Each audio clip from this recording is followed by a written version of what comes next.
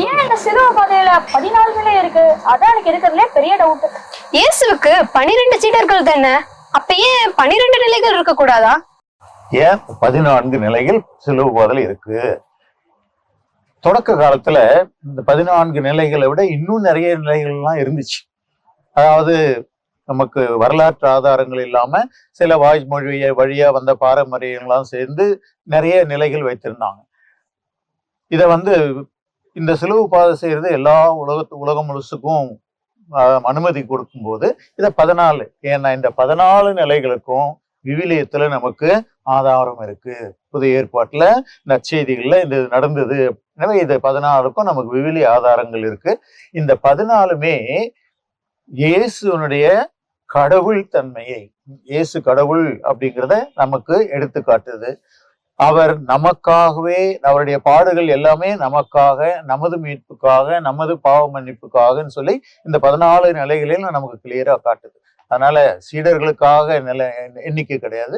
இயேசுனுடைய பாடுகளுடைய பல்வேறு நிகழ்ச்சிகளை ஒவ்வொரு நிகழ்ச்சியா ஒவ்வொரு நிலைகள்ல நம்ம பண்ணிருக்கோம். சரி, இப்ப நான் உங்களுக்கு ஒரு கேள்வி. இந்த 14 நிலைகள்ல உங்கள் ஒவ்வொருத்தருக்கும் ரொம்ப மனசை தொட்ட ஒரு நிலை எனக்கு சீமோன் இயேசுவுக்கு உதவுனதுதான் ரொம்ப மனசு தொட்டது.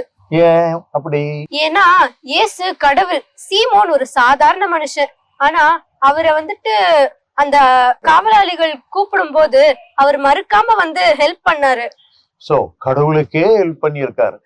அதே போலதான் இன்றைக்கு நம்ம தேவையில இருக்கிற மற்ற மனுஷங்களுக்கு ஒரு ஹெல்ப் பண்ணும்போது கடவுளுக்கே ஹெல்ப் பண்றோம். இயேசு சொல்லியிருக்காரு இல்லையா, சின்னஞ்சிறு சகோதரர்கள் செய்ததெல்லாம் எனக்கே செய்தீர்கள். அதனால இனிமேட்டு நம்ம மற்றவங்களுக்கு உதவி செய்யும் போது இயேசுக்கே நாம இதை செய்யறோம்னு சொல்லி செய்யறதுக்கு நம்ம முன் வரணும். சரியா?